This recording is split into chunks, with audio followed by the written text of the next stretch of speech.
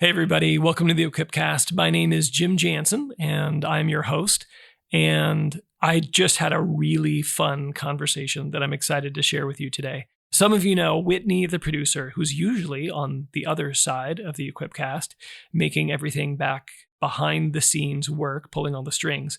We get Whitney in front of the microphone today, and it's awesome. Whitney is particularly good at driving our team for clarity.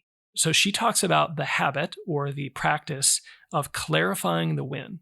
Just a fantastic habit, practice for helping teams really know, what's the real goal here? What are we trying to accomplish? She talks about how powerful it is for flexibility, what it does to provide unity, and she lays out the steps to define the win for a team, for a family, for a particular project goal. I think this is application for business, ministry. It's a great conversation today. You're going to love it. So take a listen. Welcome to the Equipcast for the Archdiocese of Omaha. Designed to help leaders to transform their cultures, to embody the pastoral vision, to be one church, encountering Jesus, equipping disciples, and living mercy. Whitney Bradley, or as you are fondly known to Equipcast junkies, Whitney the producer. Welcome back to the Equipcast. How are you? Thank you. I'm very good. Okay, so it is a little weird. It's like, well, you're not actually back because you're never really gone. But we turned on the microphone, so you can talk. We're going to have a lot of fun today because we're going to give people a peek inside Whitney's brain. And that sounds scarier than it is. No, and the parish support team dynamics. We're going to talk about a really fun, essential practice called clarifying the win, a practice for just being effective in, I'm going to say ministry, but in work and in life, family life, all sorts of applications on this. Before we get started here, love to ask the question, tell us your story, tell us your faith journey. This is not your first rodeo or your first time on the Equipcast. So tell us something we don't know about you. Yeah. No, it's not my first time. And I obviously know this question is coming. I'm the producer and we ask all of our guests. But I totally forgot to prepare this. Mm-hmm. So I am going to tell you about my prayer from this morning. I had the privilege of praying with Beth Carlson, who's on the team, and 3 evangelization directors from around the diocese. And it was really beautiful. And we prayed with the gospel. We did some Lectio. And I just very clearly was aware of how the Holy Spirit reveals things in His time and not mine. And so, especially with my strengths, He tends to give me a glimpse into the direction that a parish might be going, what their next steps are. And again, I have the privilege of walking with a lot of people. So it's good that He does that for me. But I also have the tendency to want to run really fast and really hard. Mm-hmm. And that's not always in His time. So just hearing Him, first trust Him that He is going to move. The Holy Spirit will move in these people and in their parishes. But to trust Him and His timing so that I'm not the one saying things, but I am waiting for when the moment is ripe. Mm-hmm. I hear a twofold grace in that. First is very cool affirmation that you get a peek into the trend, where a parish is going, kind of what the Lord is doing, but then maybe it's just a very gentle correction to but it's my timing, not yours. Watch me work. You can help, but let me take the lead on this one. Right.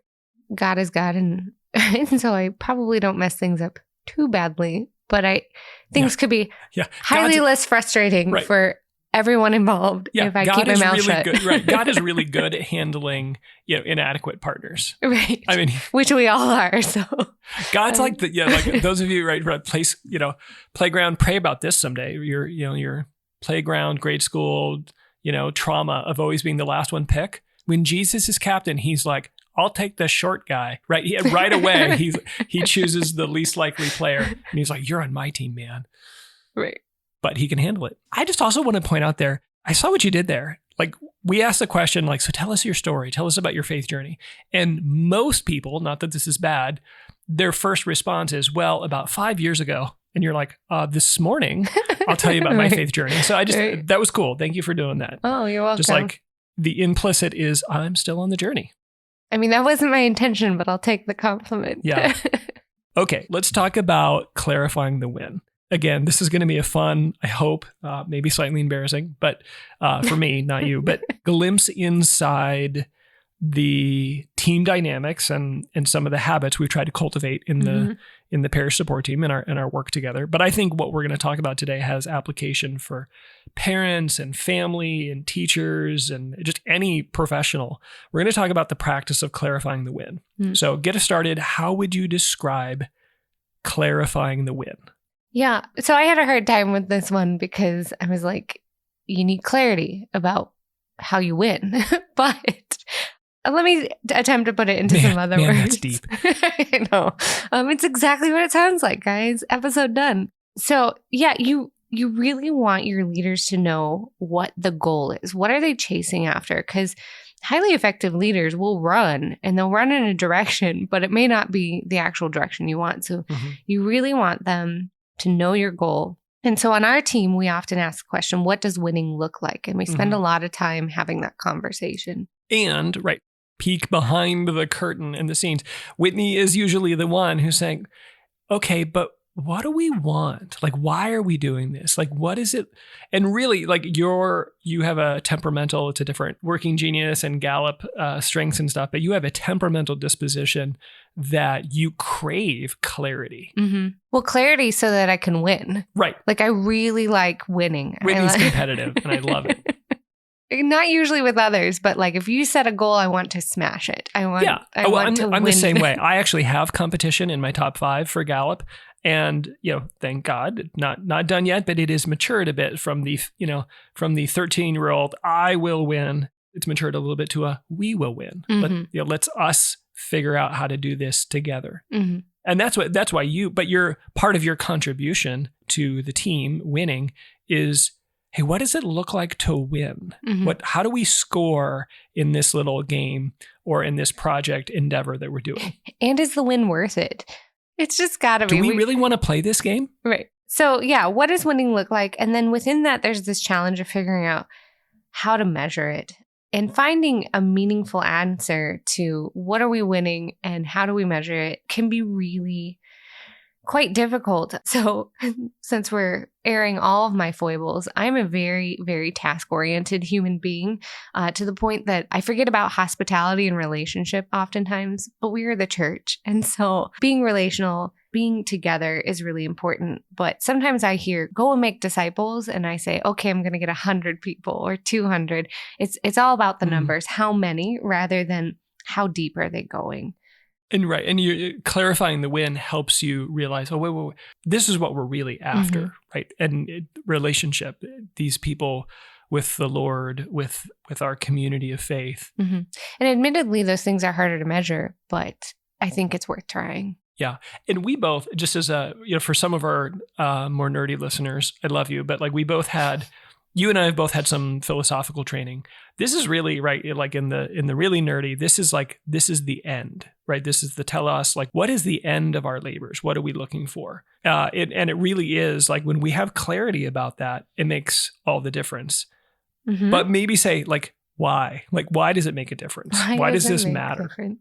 So my cheeky first answer is always because we're the church and souls are at stake. We have to win so that we can win others for Jesus. Right. Because we are playing the most important game with the highest stakes. Right. Absolutely. But also there's just some really practical things. Like when you have effective leaders or competent leaders, if you don't give them a direction, they're still going to run. So you can kind of play an imagination game, right? If what's it like when they're all running in a different direction versus when they're all pulling together? Yeah. I love how you went there, because I think the natural tendency, if anyone has been a leader and has had responsibility to help onboard new people who are new to a role or just new professionally, so they're growing in a skill, there's a lot of labor required of a leader to give those people clarity about what winning looks like. But I love that your examples are focusing on, but even for really high performing leaders, you have to be clear for them about what winning looks like, because if you don't, they will define it for themselves and they'll be off to the races. And before you know it, you've got, 3, 4 dozen people who are really talented and strong heading in competing or at least not pulling in the same direction. Yeah. Yeah. And I know you've used this example on earlier Equipcasts, but when you have 2 horses yoked together or a team of horses yoked together, again, take that imagination game. Like if they're pulling together, it's great. But if they're not, they'll pull the cart apart. Yeah. If you have thoroughbreds, like they need just as much direction and clarity. It's just a little different. Whitney, what are the consequences when we don't do this well? I mean, I think we see it's like, okay, it helps unify people, gives new leaders, very strong, experienced leaders, clarity. And so it helps them work together. Implicit in that, I think, is some productivity. It's like we're actually going to get to the destination more effectively. I mean, the obvious one, when people know what winning looks like, they tend to do it more often. Mm-hmm. What are the consequences of not clarifying the win? Well, again, my immediate answer is we lose souls, right? Because we're just not effective in our work. Like we were saying with the competent leaders pulling in different directions. But also, I think I've learned through working with pastors and associates and evangelization directors over this past couple of years, there's a lot of structures and there's a lot of business that happens in the midst of the church. And if the win isn't defined and we're not like praying about it through the promptings of the Holy Spirit and following like what that, like you were saying, the end is his end, then it quickly becomes getting things done. And there's always going to be paperwork. There's always going to be things that we have to do as the church, but that shouldn't be the end. Yeah. I mean, I think it's a temptation in any, business life. I mean, I read a fair amount of kind of secular business books or whatever, and they talk about the temptation of just the whirlwind of stuff and all of the stuff that you have to attend to. Not all those things bear the same fruit. Mm-hmm. In a business, it might be profit. In church world, it's, souls and changed lives. Yeah. So we start to check boxes rather than measuring what really matters. So to pick on them. Yeah. Well, it's the trap of activity. Yeah. It's like, how's it going? It's like, oh man, I'm really busy. Lots of activity. But that's like, yeah, but busy wasn't the goal. Right. No. Yeah.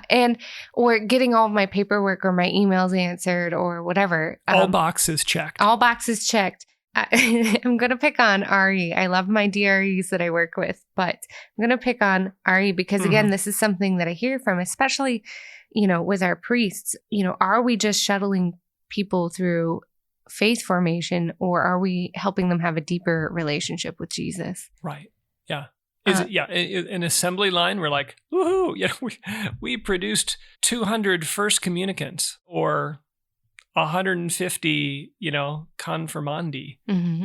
How many of them came back? Yeah. What does winning really look like? Right. And it's hard because we want that for people. We want the sacraments for people. But this is a common complaint I think any of our listeners can recognize. They probably have themselves, is that, we put people through confirmation and then we never see them again. Yeah. Or if they do come back for their high school years because their parents made them, they leave in college. Yeah. And to be clear, there's figuring out the whole, why do they leave after confirmation? That's a big conversation. And we're not trying to fix that today, except for to say... Or blame anyone. Yeah, or blame anyone. But to be clear, okay, our goal isn't get these kids confirmed. Our goal is raising up lifelong disciples. That's what winning really looks like. And although knowing that, winning looks like lifelong discipleship and fruitful discipleship at that, missionary discipleship. Although knowing that doesn't fix everything, it's hard to fix anything if we're not clear with what winning really looks like. Otherwise, it really just does become, I got 100 people through this program, check my box. Yeah, it's like the start of it. So, Whitney, talk to us a little bit about what are the steps of clarifying the win? How do you actually do it? Because I think we've fairly effectively made the case that it's helpful, that it matters. I would just highlight there's a flexibility bonus that we haven't maybe touched on in that when you develop a habit of clarifying the win, when you run into an obstacle, let's say you're trying to plan a family vacation to Hawaii and you're like, oh, bummer, I can't use all of my, frequent flyer miles from Southwest. Oh, I guess I'll book a ticket on American. Oh, there's no flight. Okay, I'm looking into a boat. The ability to change strategy, you don't get tied to a mode or method when you're clear about the win, because you're like, well, that's just a means to getting there. The goal is getting to Hawaii for vacation. So how do I get there? And it actually, ironically, being clear about the win gives people the maximum flexibility to adapt when we run into obstacles and when the circumstances change. That's a great point. But thank you. Thank you very much. Welcome, Jim. You're really good at this. Back to your other question about steps to clarifying the win. How do we do it? I think I'd like to give an example before we get to the steps. I do have some for you. So I want to give an example from our team because that's obviously just what I know best. So we have a project that we work on every year called Live Lent Together.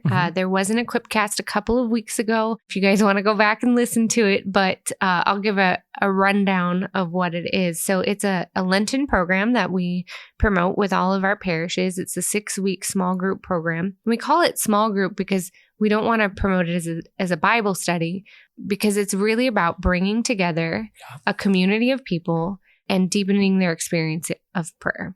So you come together every week in Lent and you pray with the scriptures and maybe eat a meal, share communal life together. Yeah. I mean, we're hoping it's going to be a movement, but essentially what it is, it's people gathering together, small groups with each other around the Word of God for the season of Lent.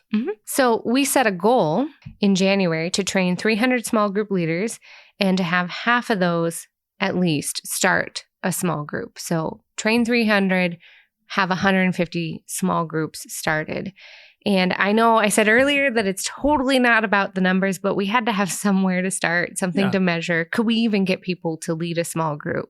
But if that's the only thing that we cared about was the numbers, we would say that, well, we wildly exceeded expectations. We had 600. The numbers were good. Right. They were great. We had a large amount go through the training and over 600. 627 to be exact.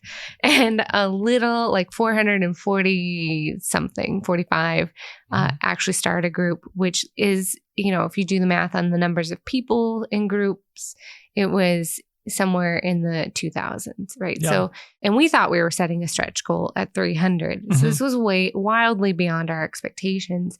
And so we could just pat ourselves on the back.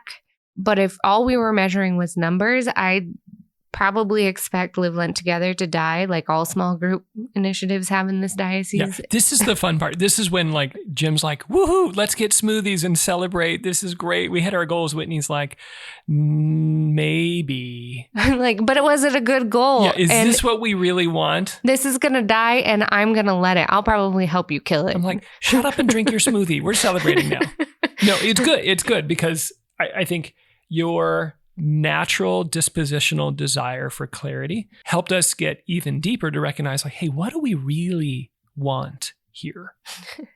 Yeah. And so what do we really want, I think is the question. So as we ask this, what is our win? And to be clear, this was not a one-time conversation. Any project or any work that our team does, it's just like an ongoing, what are we really running after?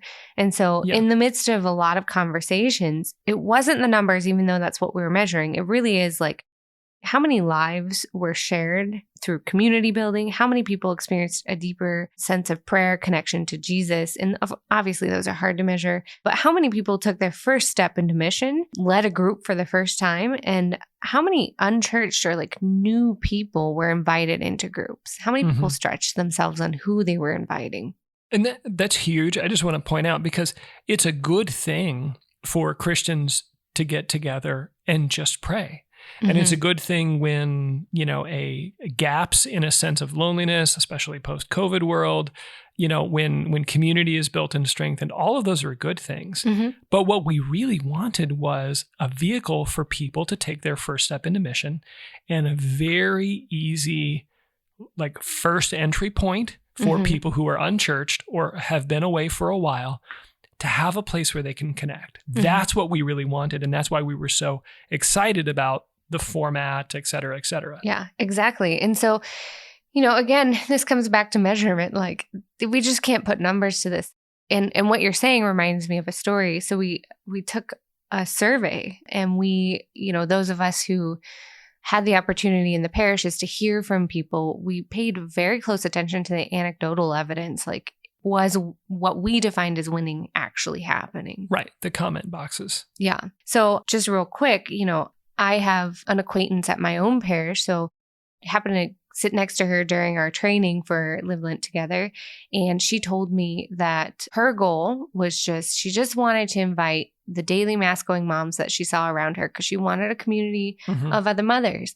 And I didn't dissuade her from that, because that is good. Like Jim was just saying, like, we need those It's really things. good. It's essential. Yeah. But that's not counted as a win for our purposes on our team. Right. It's still beautiful. It's still good. We do want that happening.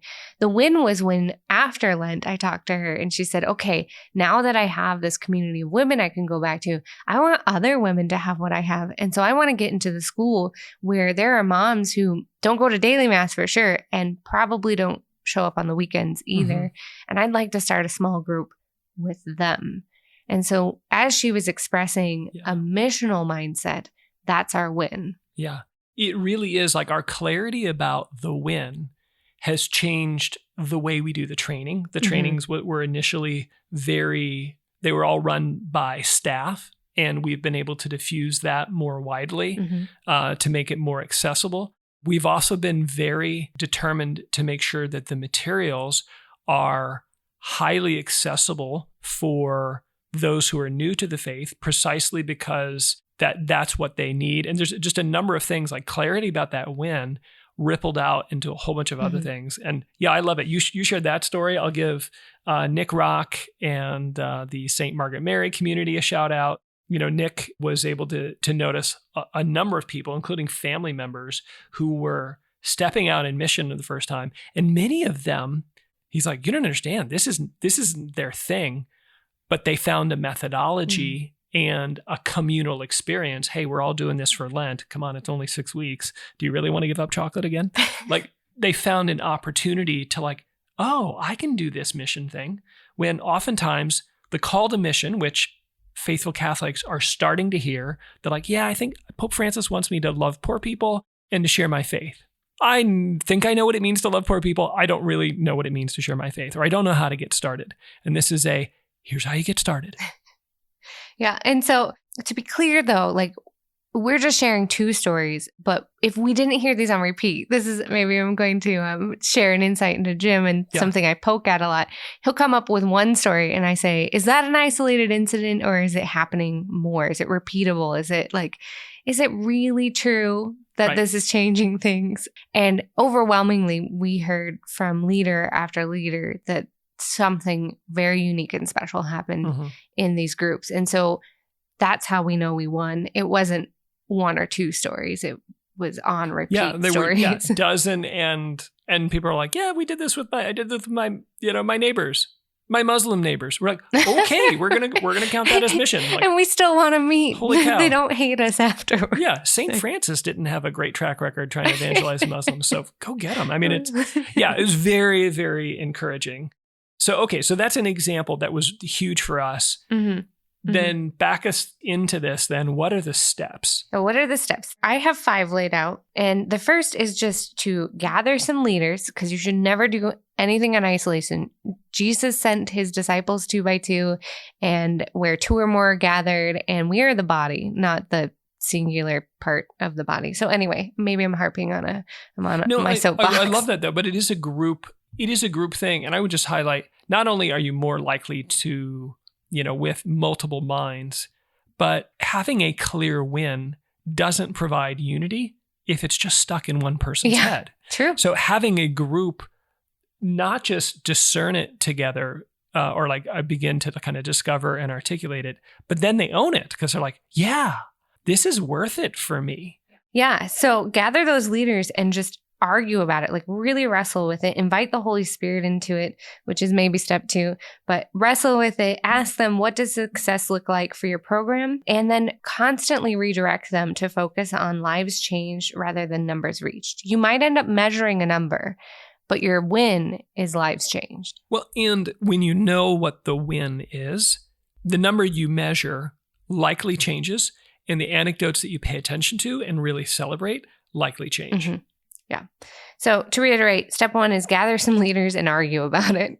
Check. In which our team is very good at. We like to argue. Step 2 is to pray about it. And you can start with prayer when you gather your leaders. I don't care when you do it. You'll probably have to do it constantly and on repeat, but pray about it and invite the Holy Spirit into that conversation. And if I can get a glimpse into what this looks like and feels like, there are a variety of, again, check out the Equipcast episode skill demo on leading a discernment rosary. But whether you do a discernment rosary or whether it's just intentional silence or some sort of Lectio and silence together, what happens is often there are desires that show up in, like, okay, we're praying. And it's like, okay, what do we want, Lord? Please, what do you want from this? What does winning look like for you? And people start to show up, anecdotes, desires. And when, again, with a listening mindset, when the group shares those, you can start to see like, yeah, I mean, of course we want a whole bunch of people to do this. And of course we want people to have a deep experience of prayer. But as this person shared about, this awesome person in their life who was coming up in their prayer who they love, but they would just like to take a step to share what's inside them. And as this person, was expressing a disappointment with like, I'm just afraid that this is going to all come to an end and we're going to go through all this work and it's not really going to change anything. Like, as you listen together to the desires and the images and stories that are popping into people's minds, you can begin to recognize a theme, which again, for our Live Lent Together example was like, yeah, we want this to be a first step on mission.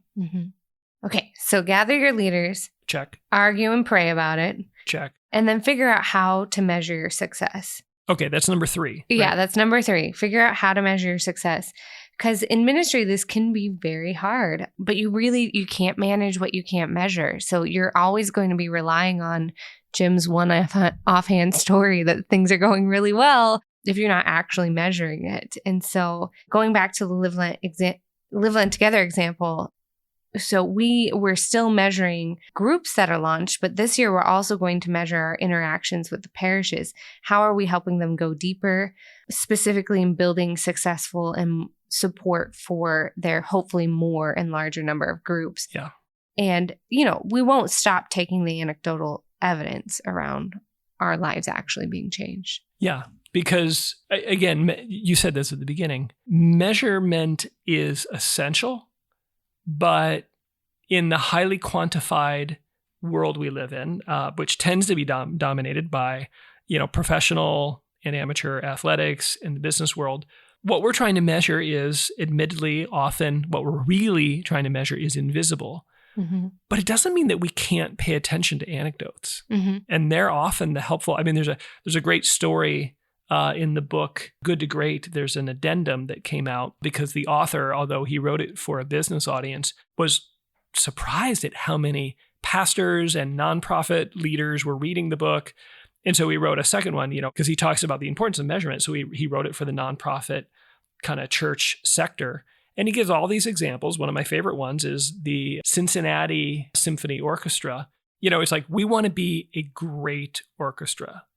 I mean, how many tickets you sell kind of helps with that, or kind of gives you a clue into that. But they realize, they're like, no, we're going to, as best we can, pay attention to the anecdotal evidence, which is standing ovations. How many standing ovations did we get? How long do they last? And they actually started to count those things as a way to say, are we performing well? Are we stirring people's hearts and minds? Are we creating the experience with the music that we desire? And I just love that. That's cool. Again, for us, we're looking for anecdotes of people talking about how easy it was for them to step into mission for the first time and to see their hearts grow from, man, I love this group, but now I'm noticing all these people who don't have this experience, the other moms at school who may not come to church as regularly as I do, like, oh my gosh, like, I want this for them. Exactly. So step 4 then is to create a scoreboard. This is not super appealing to everybody, but I think it's really helpful when it comes to accountability. Yeah. It's a way you just don't want to wait till the end to measure your success. So you want to measure as you go. So I have an example for this. So, I talked about the Cincinnati Symphony Orchestra.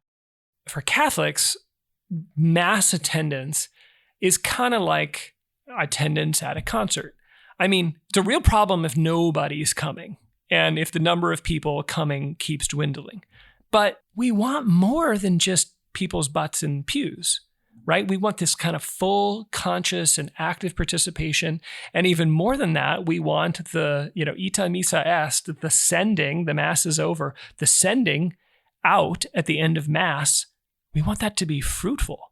Well, I mean, how can you measure those things? How can you measure whether people are really connecting, to the liturgy, whether they have full conscious and active participation, whether you are bringing the community together? Well, maybe, like the orchestra, besides just counting how many people show up, maybe you count how many people and how long they linger afterwards, right? Does this encounter with the Eucharist seem to have knit us together in community so that we actually want to talk to each other after Mass is over? Just an idea, but that would be an example of translating some of the principles and the technique. And you wouldn't just do it once, you'd actually create a scoreboard. Right, on repeat. And I guess, so now that as you're talking, I'm like, let's come up with going back to Live Lent together. So, we measured the people signing up for Live Lent together as it went. We didn't just wait until it was all over to say, how many people did we get?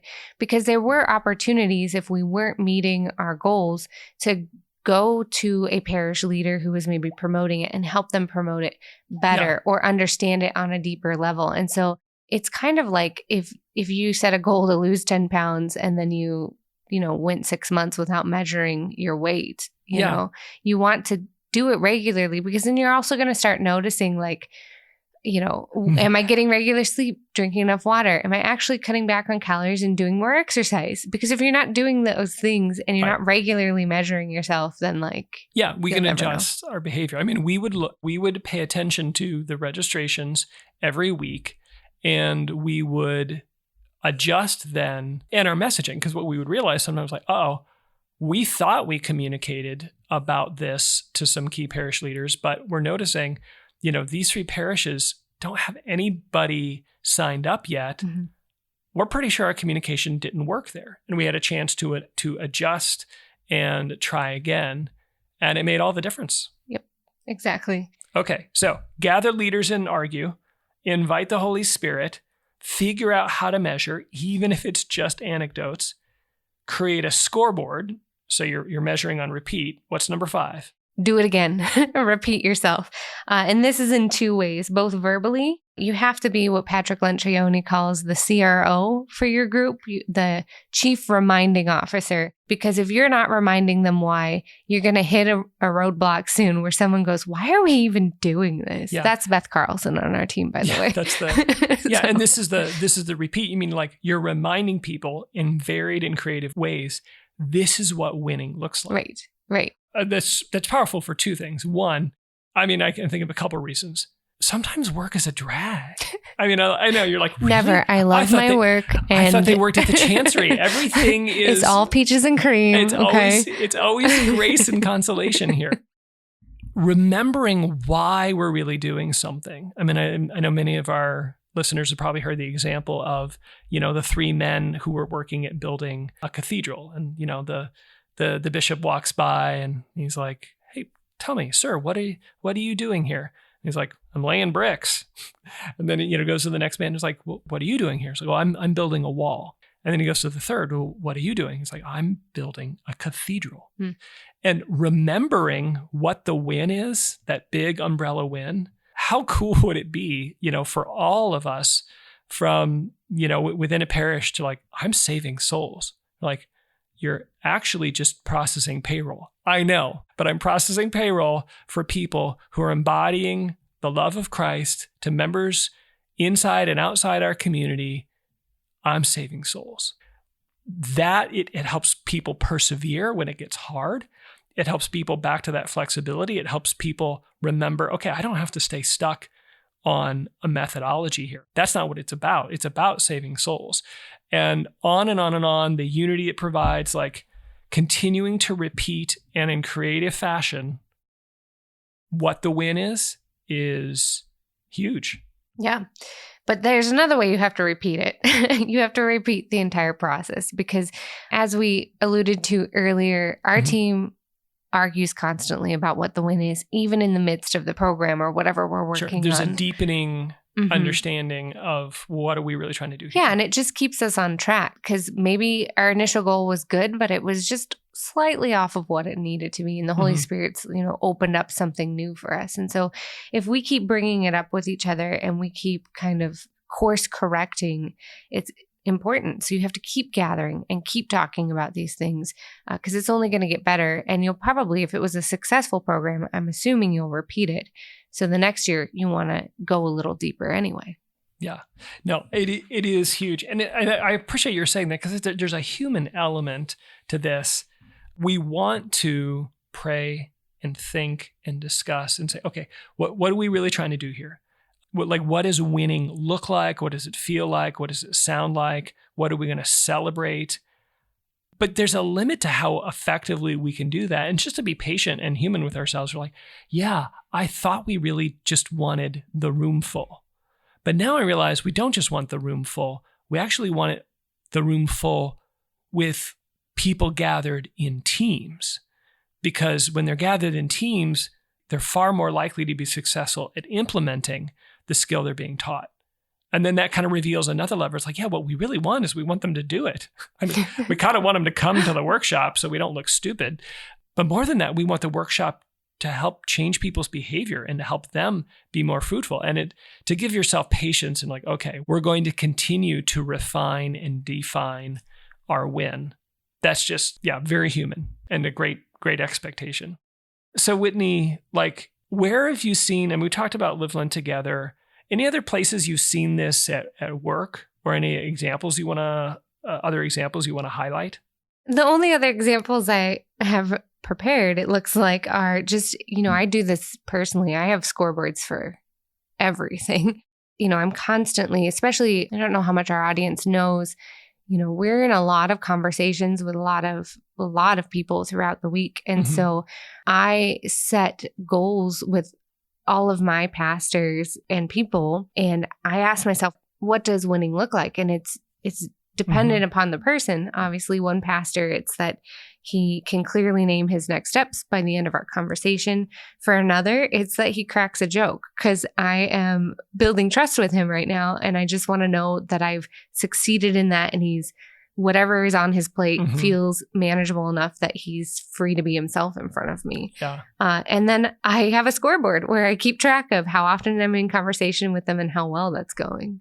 Well, I'm glad you brought that up. I don't want to take us too far on a tangent, but we are big fans of the Gallup methodology or the Strengths Finder and the Working Genius. Both of those are very helpful. Working Genius is from, Patrick Lencioni in the Table Group. Both of those are very helpful in kind of revealing particular skills and strengths that people have as they approach their labors.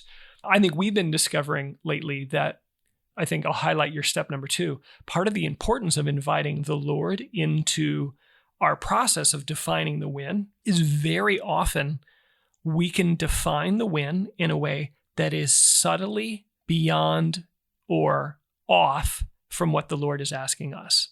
So for those who are familiar with the Lencioni Working Genius, 2 of my favorite, right? Invention and galvanizing. Galvanizing is the, hey, everybody, kind of gets everybody rallied around and pointed in the same direction. Invention, just like you might imagine, is, about kind of new ideas and providing a path forward. If you're an inventor and you want to provide, you're gifted and your genius is to help provide a path forward, but you're not a natural galvanizer, if you accidentally misdefine what winning looks like to be galvanizing or mobilizing or getting everybody moving, man, you're going to feel like a failure all the time. And similarly, it's like if you're a galvanizer and you're really good at getting people moving and you've somehow misdefined winning as coming up with new and creative ideas, that could be really desolating and really discouraging. And again, there's no guarantee because, listening deeply is the trick to all this. But when we invite the Lord into helping us define what success looks like, what winning looks like, what the real goal is, he often defines that in a way that fits us. Mm-hmm. And especially if we're not working in isolation, i.e. we're part of a team and we're embracing the idea that I'm just a hand and I don't get very far without a foot and a leg and a body and a head directing the whole thing. Man, it's so freeing to say okay, this is what the Lord has asked for me. This is my contribution to winning. And I can't do it alone, but it's just not helpful if I'm, made to be a hand and I try and be a foot. Yeah, that's what I was going to say as I was listening to you is unless you're Thing from the Addams Family, you do need just the hand. Just the hand. That's all I could think of. But, you do need a team. And to get back on my soapbox real quick again, the Lord is calling us into that. He never asks anyone to go alone. I love it. So. Okay, just pro tips here. What are some obstacles that often keep us from putting this into practice? Yeah, busyness, I think, is probably the first thing. There's a lot of work to be done for Jesus, for the church, for your pastor, for whoever is asking a lot of different things from you. Yeah. And busyness and giving it the time that it needs, especially because we talked about those repetitive conversations and going back to prayer and then gathering your team again and just doing that repetitively. It does take time. And so you have to be able to prioritize and put aside the busyness, which is difficult. It's, of course. Right. Because it is the obstacle. It's I can't stop and take time to decide, are we headed the right direction? Because I'm making such good progress. Or more accurately, I'm already running behind. So I'm just going to go as fast as I can. And I'm not going to ask the question if I'm headed in the right direction. Mm-hmm. Which is it's one of those things, a subtle lie of the devil, right? Is you don't have time to pause and pray and think about these things and gather a team because I want you to keep running in the wrong direction or to run hard at something that's not as important as it could be. Yeah, to spend yourself not where the Lord is asking. Yeah. He's really good at that. What else, Whitney? What are some obstacles? I think the other obstacle that a lot of people, especially as they're hearing, I know I'm saying it's not a numbers game, but you got to measure it, is that we are in fact making it into a numbers game. Sure. It could feel too worldly, corporate, whatever to people. Yeah. Yeah. Especially once you start measuring things, it definitely starts to feel like the Lord isn't asking me to be successful. He's just asking me to be faithful. Sorry, the famous Mother Teresa quote. Yeah. She's rolling over in her grave right now. Because I don't think that's what she meant. I think she would come back to say, what does faithful look like? Right. Yeah. Tell me, it's all about being faithful, not being successful. What is faithful? Define faithful. Yeah. Right. In this particular instance, in this situation, this moment that you find yourself. So. Yeah. All right, Whitney, any, just because we've covered a lot of ground here, any last, this is if you're just, somebody's listening and okay, I want to do this. I'm sorry, I've got the steps but what, one thing to kind of get started? Yeah, I would say, give me a call. Because it is a lot. It's a lot of steps. And then brainstorming, what does a scoreboard even look like? And, just call me or anyone that you're comfortable with on the coaching team or answer one of our flock notes. I'm usually in the background reading those comments anyway. So, and we'll put you in touch with someone who can maybe just walk you through the process because we can be your first team until you find who those other people are. Yeah. It's a habit. And to develop the habit, it's okay to start with a little bit of a momentum and, someone who's done it before. The whole goal is, to develop a habit where it just becomes second nature to who you are and what you do. Mm-hmm. Okay. If you appreciated today's conversation, before you get home and get back and get finished walking the dog or arrive at your destination, share this out with someone who needs to hear it, who would appreciate it and benefit from it. Also, highly recommend the book, The 7 Practices of Effective Ministry by Andy Stanley and team. He wrote it with a group of people. We'll link to it in the show notes. It's called The 7 Practices of Highly Effective Ministry. it's great. It's really, really good stuff. This is like chapter 1 or something like that. Anyway, a great practice that we've embraced in our labors, and we hope it's a blessing for you. Amen. All right. Thanks for being with us, Whitney. Thanks See you, for having everybody. me.